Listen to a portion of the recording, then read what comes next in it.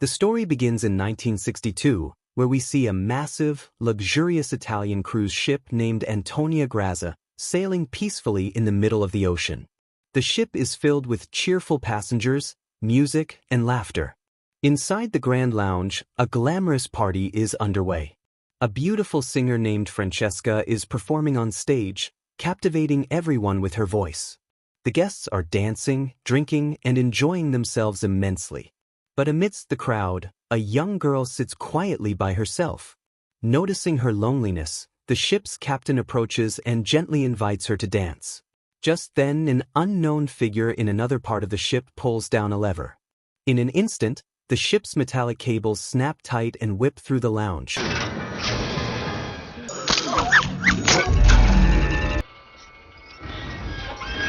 Slicing across the entire room. Within a heartbeat, everyone on the dance floor is cut clean in half. Because the young girl is shorter, the cable passes right above her head, leaving her unharmed. She looks around in shock at the horrific scene and lets out a piercing scream of terror. The story then jumps 40 years later. We meet a seasoned salvage crew led by Captain Murphy, along with Murin, Greer, Dodge, Mundar, and Santos. Their job is to recover abandoned or wrecked ships drifting at sea. We find them relaxing at a bar, laughing and drinking after their last mission. That's when a weather service pilot named Jack Ferryman approaches them. He introduces himself to Captain Murphy and says, "A while ago, I spotted a large vessel adrift in the middle of the ocean. I tried hailing it, but there was no response." Jack explains that the ship was far off the regular shipping lanes, drifting in international waters. Whoever brings her in, he says, gets to claim her as their own. The crew quickly agrees to the deal, offering Jack 10% of the profit. He accepts, and soon, they set off into the open sea aboard their tugboat, the Arctic Warrior. After several days at sea, their radar suddenly picks up something huge. But strangely, the signal keeps appearing and disappearing, as if the ship itself were fading in and out of existence. They scan the horizon, no other vessels in sight. Puzzled, they keep moving forward. Suddenly, through the fog, enormous shadow looms ahead. They rush to stop the boat, but it's too late. The Arctic Warrior crashes into the side of a colossal ship. When the dust settles, Captain Murphy shines his light up at the rusted hull and freezes. The name on the side reads, Antonia Grazia.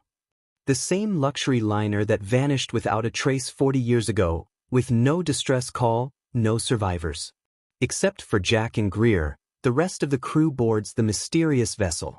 The moment they step inside, the air feels heavy and unnatural. Strange noises echo through the empty corridors.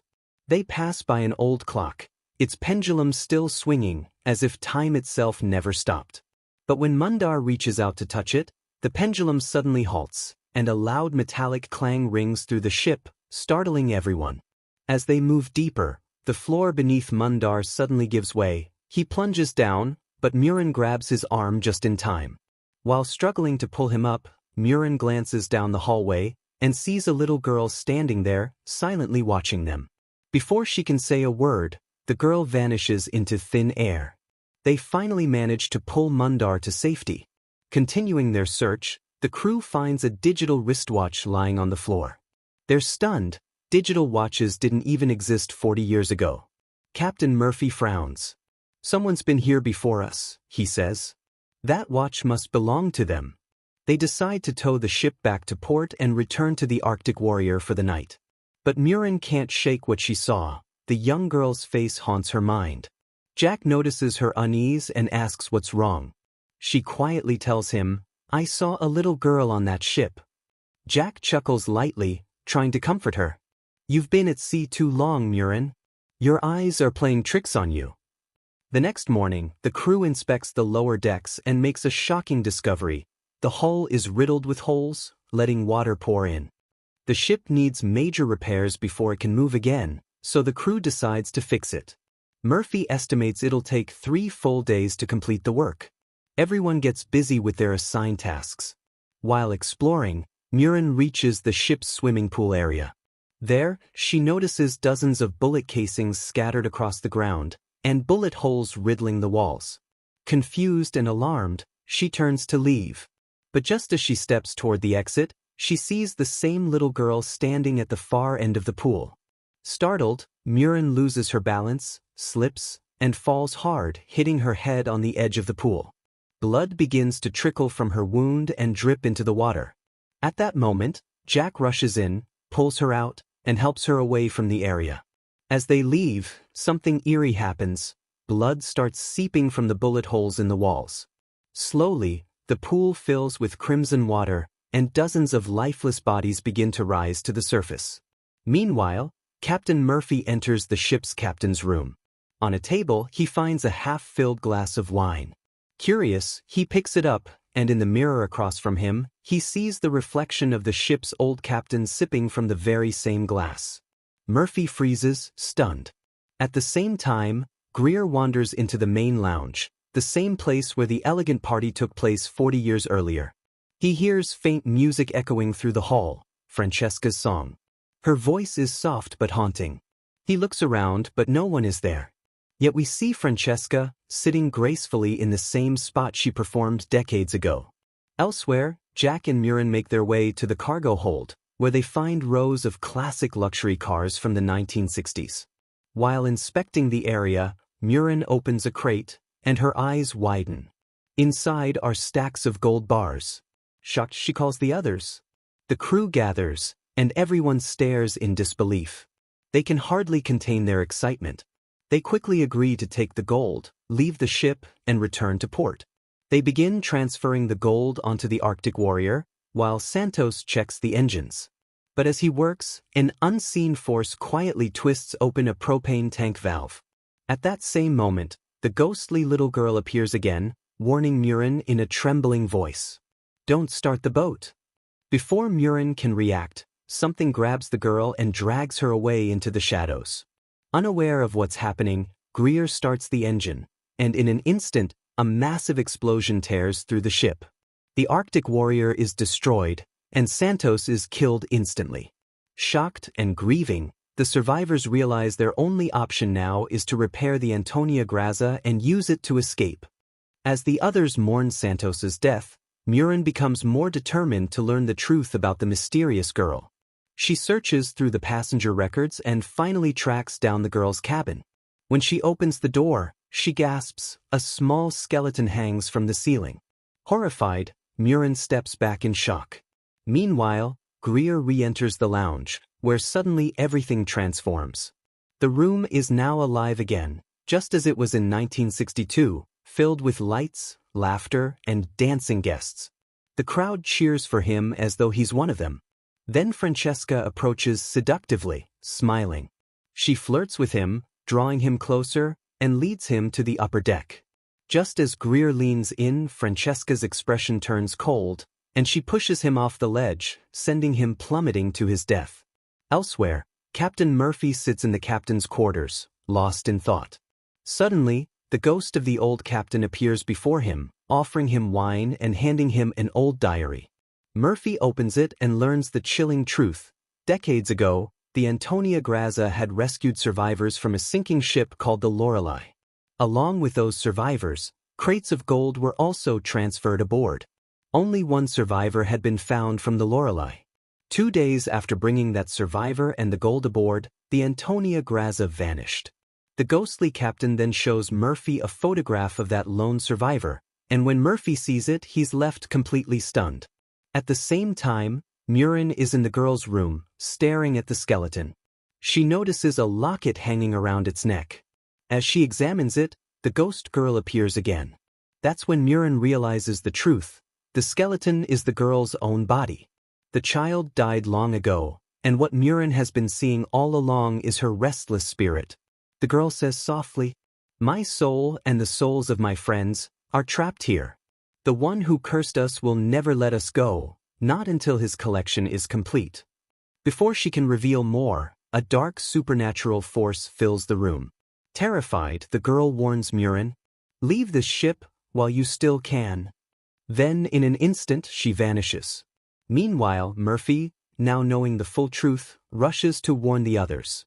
But as he moves through the corridors, hallucinations take over. He sees Murin as the ghost of Santos, mocking and taunting him. In a panic, Murphy attacks her. Murin fights back, and just in time, Jack arrives and pulls her to safety. Believing Murphy has gone insane, the crew locks him inside a giant empty fish tank to restrain him. Desperate to escape, the group decides to finish the repairs as fast as possible. But Murin, still searching for answers, goes off alone to find Greer. While wandering through the ship, the ghost girl appears again, this time showing Murin Greer's dead body, brutally mangled. Then, the girl touches Murin's hand, and suddenly, Murin is pulled into a vision of the past, back to 1962.